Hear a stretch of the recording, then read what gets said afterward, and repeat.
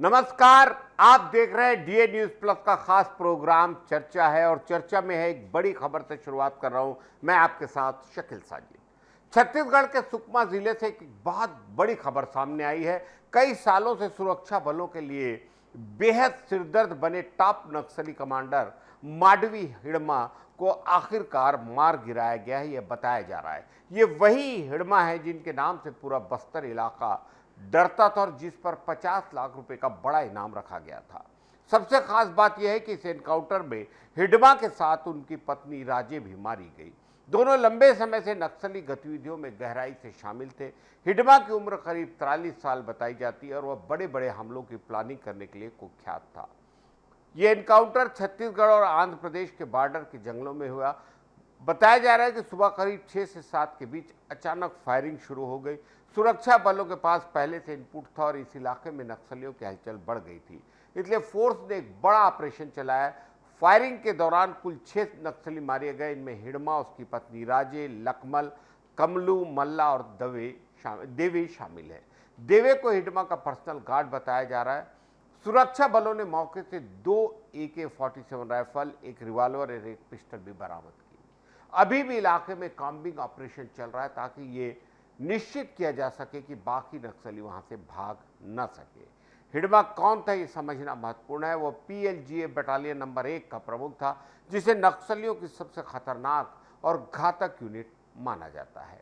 यही यूनिट बड़े हमलों की जिम्मेदार मानी जाती है। हिड़मा CPI माओवादी की सेंट्रल कमेटी का सबसे नौजवान सदस्य था। वो बस्तर क्षेत्र से सेंट्रल कमेटी में शामिल होने वाला एकमात्र आदिवासी भी था। उसका असली नाम संतोष बताया जाता है। पुलिस और सुरक्षा एजेंसियों के अनुसार हिड़मा 2010 के दंतेवाड़ा हमले में शामिल था, जिसमें 76 CRPF जवान शामिल हुए थे, माफ कीजिएगा शहीद हुए थे। इसके अलावा 2013 का झीरम घाटी नरसंहार भी उसी की प्लानिंग में हुआ माना जाता है, जिसमें कई बड़े कांग्रेसी नेता मारे गए। 2021 की सुकमा बीजापुर मुठभेड़ में भी उसका हाथ बताया जाता है, जिसमें हमारे 22 जवान शहीद हुए थे। इन सभी घटनाओं के कारण सुरक्षा बल लंबे वक्त से उसे टॉप मोस्ट टारगेट की तरह देख रहे थे। पिछले कुछ हफ्तों से इंटेलिजेंस को लगातार जानकारी मिल रही थी कि नक्सली आंध्र, छत्तीसगढ़ और ओडिशा के बॉर्डर वाले इलाकों में घूम रहे हैं और किसी बड़ी वारदात की तैयारी कर रहे हैं। APSIB और दूसरी एजेंसियों ने खास रिपोर्ट दी कि हिड़मा भी इस इलाके में मौजूद है। इन इनपुट्स के आधार पर एक संयुक्त ऑपरेशन तैयार किया गया और बड़ी सावधानी से फोर्स को जंगलों में भेजा गया। इसी दौरान ये भिड़ंत हुई और सुरक्षा बलों को महत्वपूर्ण कामयाबी मिली। हिड़मा की पत्नी राजे भी उसके साथ सक्रिय नक्सली थी। वह उसकी दूसरी पत्नी बताई जाती है और नक्सली संगठन में उसका प्रभाव था।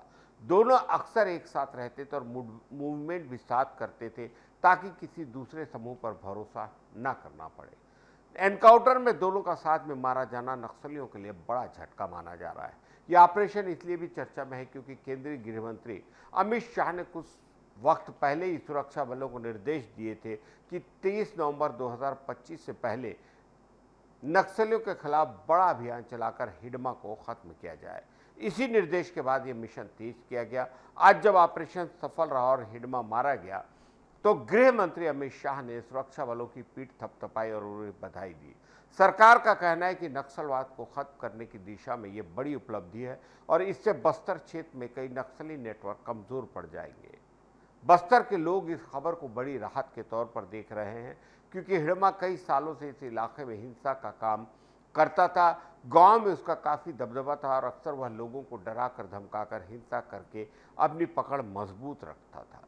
उम्मीद है कि संगठन में काफ़ी उथल पुथल होगी उसके जाने के बाद और बाकी नक्सली भी भागने की कोशिश कर सकते हैं। सुरक्षा बल लगातार इलाके में तलाशी अभियान चला रहे हैं। आने वाले दिनों में और बड़े पकड़ या एनकाउंटर हो सकते हैं। पूरे ऑपरेशन ने साफ कर दिया है कि सुरक्षा बल अब गहरे जंगलों में भी नक्सलियों का पीछा करने में पीछे नहीं हट रहे। नक्सलवाद कमजोर हुआ है, लेकिन हिडमा जैसे बड़े कमांडर के जिंदा रहने से खतरा हमेशा बना रहता था। अब उसके खत्म होने से सुरक्षा एजेंसियों को बड़ी ताकत मिली है, रणनीति बनाना आसान होगा। आज का दिन सुरक्षा बलों और सरकार दोनों के लिए बड़ी कामयाबी लेकर आया है। आगे बढ़ते हैं। बांग्लादेश इन दिनों बहुत बड़े और तनाव भरे दौर से गुजर रहा है। माहौल ऐसा है जैसे पूरा देश किसी बड़े तूफान की सन्नाटे की ठीक पहले खड़ा है। लोग डरे हुए हैं, कई शहरों में हालात बिगड़े हुए हैं, सड़कों पर पुलिस का पहरा है और हर कोई टीवी और मोबाइल पर नजरें गड़ाए बैठा है, क्योंकि बांग्लादेश की अदालत ने पूर्व प्रधानमंत्री शेख हसीना को पिछले साल हुए छात्र आंदोलन के दौरान मानवता के खिलाफ अपराध का दोषी ठहराते हुए मौत की सजा सुना दी। ये फैसला अचानक नहीं आया, बल्कि कई महीनों से चल रहे मुकदमे का नतीजा। शेख हसीना पिछले साल से भारत में रह रही हैं और बांग्लादेश लौटने की स्थिति में नहीं है माहौल। इस फैसले के बीच अगले साल फरवरी में बांग्लादेश में आम चुनाव भी होने हैं और ऐसे वक्त में इतनी बड़ी कार्रवाई ने बांग्लादेश की राजनीति और माहौल दोनों को झटका दिया है। अंतर्राष्ट्रीय अपराध ट्रिब्यूनल, जिसे आईसीटी कहा जाता है ने इस मामले में कुल 3 बड़े आरोप लगाए हैं, जिन पर हसीना को दोषी माना गया। पहला आरोप यह है कि उन्होंने निहत्थे प्रदर्शनकारियों के खिलाफ घातक बल का इस्तेमाल करने का आदेश दिया। ये मामला इसलिए गंभीर है क्योंकि अदालत ने माना कि हसीना ने सुरक्षा बलों को ड्रोन, हेलीकॉप्टर और खतरनाक हथियारों का इस्तेमाल करने की मंजूरी दी थी। दूसरा आरोप, उन्होंने भड़काऊ भाषण दिया और ऐसे बयान दिए जिससे भीड़ और हालात उग्र हुए। तीसरा गंभीर आरोप यह कि उन्होंने प्रदर्शनकारियों पर अत्याचार रोकने के लिए कोई कदम नहीं उठाया और ढाका तथा उसके आसपास के इलाकों में जो हिंसा हुई, कई छात्रों की जान गई, उसे रोकने में भी विफल रही। अदालत ने कहा कि एक प्रधानमंत्री के तौर पर उनकी जिम्मेदारी थी कि वे पुलिस और प्रशासन को नियंत्रित करें और किसी भी तरह के अत्याचार वाली कार्रवाई पर रोक लगाएं। इस मामले में सिर्फ शेख हसीना पर ही नहीं, बल्कि उस वक्त के गृह मंत्री असदुज्जमा खान कमाल और पुलिस प्रमुख चौधरी अब्दुल्ला अल मामून पर भी गंभीर आरोप लगे हैं। तीनों के खिलाफ ट्रिब्यूनल में मुकदमा चला। मामून ने अपना अपराध स्वीकार कर लिया और वह सरकारी गवाह भी बन चुका है। वो इस वक्त हिरासत में और दूसरी ओर असदुज्जमा अभी भी फरार है, भगोड़ा घोषित किए जा चुके हैं। ट्रिब्यूनल ने कहा कि गृह मंत्री और पुलिस प्रमुख दोनों पर प्रदर्शनकारियों को सुरक्षा देना और किसी भी तरह की हिंसक कार्रवाई को रोकना उनकी जिम्मेदारी थी। वे अपनी जिम्मेदारी निभाने में विफल रहे। अदालत ने फैसला पढ़ते वक्त साफ कहा कि शेख हसीना इस पूरी कार्रवाई की सर्वोच्च कमांडर थी। साबित हो चुका है कि उन्होंने इस हिंसा को रोकने के बजाय बढ़ावा दिया। अदालत का फैसला करीब 453 पन्नों का है, 6 हिस्सों में से बांटा गया है।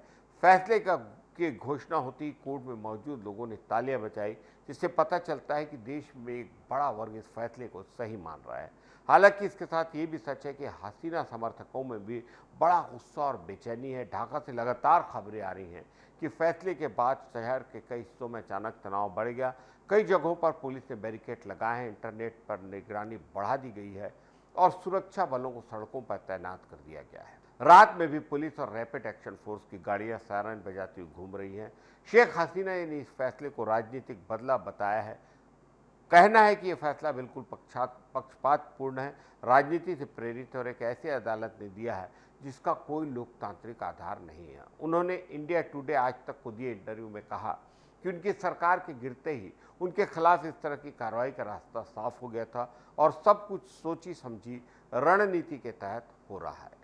वे कहती हैं कि अदालत ने उनकी बात सुने बिना और निष्पक्ष जांच किए बिना इतना बड़ा फैसला सुना दिया। उनका यह बयान सोशल मीडिया पर बहुत तेजी से वायरल हो रहा है, जहां उनके साथ के लोग इसे अन्याय बता रहे हैं। ये पूरा मामला पिछले साल जुलाई से अगस्त के बीच छात्र आंदोलन से जुड़ा हुआ है।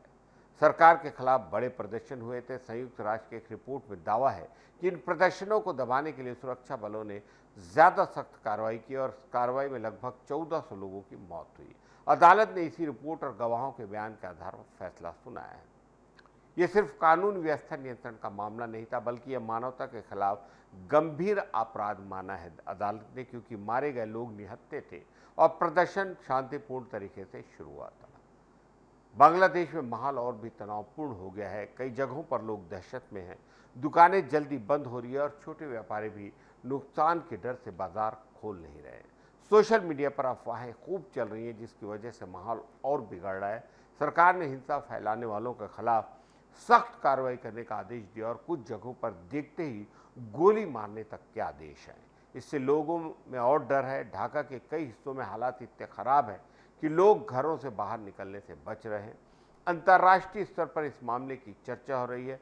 कई देशों ने कहा है कि बांग्लादेश को शांतिपूर्ण माहौल बनाए रखना चाहिए और राजनीतिक मामले अदालत के जरिए संतुलित तरीके से निपटाए जाने चाहिए। वहीं हसीना के विरोधी इस फैसले को न्याय की जीत बता रहे हैं और कहना है कि पिछले साल जो कुछ हुआ उसके लिए किसी न किसी को जिम्मेदार ठहराना जरूरी था। अब बांग्लादेश में सबसे बड़ा सवाल यह है कि आगे क्या होगा।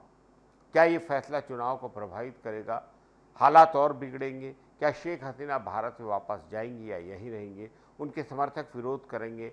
सभी सवालों के जवाब अभी किसी के पास नहीं है, लेकिन इतना साफ है कि बांग्लादेश एक बेहद नाजुक मोड़ पर है। एक छोटी सी चिंगारी भी बड़े तनाव को जन्म दे सकती है। हालात काबू में रहे, हमारी ये कामना है हिंसा ना बढ़े और देश में किसी भी तरह के खून खराबे की स्थिति ना बने। कानूनी प्रक्रिया का हिस्सा है ये फैसला, लेकिन इसका असर पूरे देश की राजनीति, समाज और आने वाले चुनाव पर गहरा पड़ेगा। आने वाले कुछ हफ्ते तय करेंगे कि बांग्लादेश किस दिशा में जाएगा। आगे बढ़ते हैं। भारतीय ऑलराउंडर नीतीश कुमार रेड्डी को अचानक वापस टेस्ट टीम में बुला लिया गया है। दूसरे टेस्ट से पहले वे कोलकाता पहुंच चुके हैं, लेकिन उन्होंने टीम के प्रैक्टिस सेशन में हिस्सा नहीं लिया। उन्हें 2 टेस्ट मैचों की सीरीज के लिए टीम में चुना गया था, लेकिन पहले टेस्ट से ठीक पहले उन्हें भारत ए टीम के साथ साउथ अफ्रीका ए के खिलाफ खेलने भेज दिया गया। बीसीसीआई ने पहले ही कहा था कि रेड्डी दूसरे टेस्ट से टीम में जुड़ जाएंगे, लेकिन अब उन्हें तय वक्त से पहले बुला लिया गया है। वहीं कप्तान शुभमन गिल की चोट अभी भी ठीक नहीं हुई है। वे टीम के साथ गुवाहाटी जरूर जाएंगे, लेकिन अगर दर्द बढ़ा तो उन्हें बेंगलुरु स्थित बीसीसीआई सेंटर ऑफ एक्सीलेंस भेजा जा सकता है। मतलब ये कि दूसरे टेस्ट में उनका खेलना तय नहीं है। टीम मैनेजमेंट को उनकी जगह एक अतिरिक्त बल्लेबाज की जरूरत पड़ सकती है।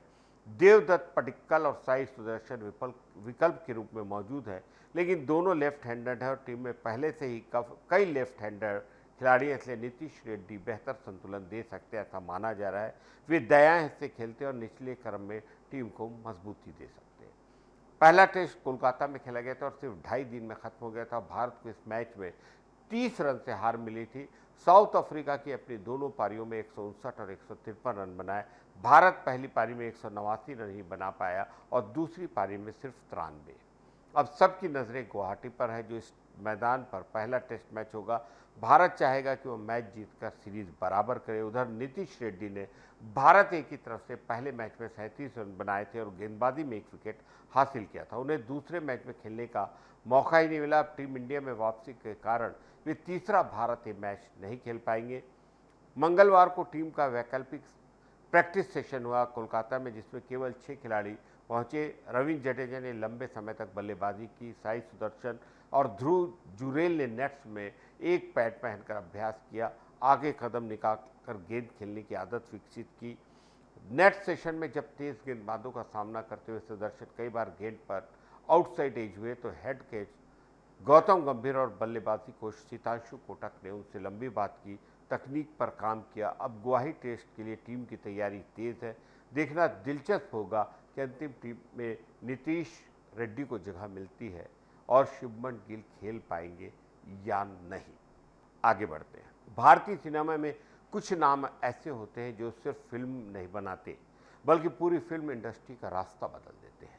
ऐसा ही एक नाम श्रद्धेय वी शांताराम का। आज उनकी जयंती पर लोग उन्हें याद कर रहे हैं, क्योंकि वो ऐसे फिल्मकार थे जिनके काम के मुरीद चार्ली चैपलिन जैसे दुनिया के बड़े कलाकार भी थे। इंडियन सिनेमा उस वक्त अपने पहचान बनाने के तौर पर था, लेकिन शांताराम की फिल्में विदेशों तक चर्चा में आती थी। उनकी कहानी उतनी ही दिलचस्प और रोमांचक थी जितनी उनकी फिल्में। शांताराम अपने सिद्धांतों पर जीते थे, कभी भी अपने विजन से समझौता नहीं किया। वो जो बनाना चाहते थे बनाते थे, चाहे उस समय लोग उन्हें समझे या ना समझे। 18 नवंबर 1901 को उनका जन्म महाराष्ट्र में हुआ। बचपन से ही उन्हें रंगमंच और नाटक देखने का शौक था। ये शौक इतना गहराया कि जैसे ही उन्हें मौका मिला उन्होंने थिएटर की दुनिया में कदम रख लिया। 20 साल की उम्र में पहली शादी कर ली और लगभग उसी वक्त फिल्मों की दुनिया का दरवाज़ा भी उनके लिए खुल गया। शुरुआत में उन्होंने एक्टर बनकर काम किया, लेकिन धीरे धीरे उनका दिल एक्टिंग से ज़्यादा कैमरे और निर्देशन की ओर गया। उन्हें कैमरा, लाइट और कहानी को बताने का तरीका इतना पसंद आया कि जिंदगी भर निर्देशन और फिल्म निर्माण का रास्ता लिया। हमेशा उनकी फिल्मों में कुछ नया होता था, नई कहानी, नया तरीका, नई सोच। उनकी फिल्मों को लेकर एक दिलचस्प बात यह है कि चार्ली चैपलिन तक उनके फैन थे। हैरानी होती उस दौर में जब भारत का सिनेमा दुनिया में अपनी जगह बनाने की कोशिश कर रहा था, जब चैपलिन जैसा दिग्गज कलाकार शांताराम की फिल्में देखकर तारीफ करता था। वे फिल्मों को सिर्फ मनोरंजन का साधन नहीं मानते थे, उनके लिए समाज का आईना होती थी फिल्में। इसलिए उन्होंने अपनी फिल्मों में दहेज प्रथा, महिलाओं के अधिकार, शिक्षा की कमी, अपराध, नृत्य कला जैसी कई गहरी बातों पर फिल्म बनाई। ये साबित कर दिया कि फिल्में मज़ेदार भी हो सकती है और समाज में बदलाव का माध्यम।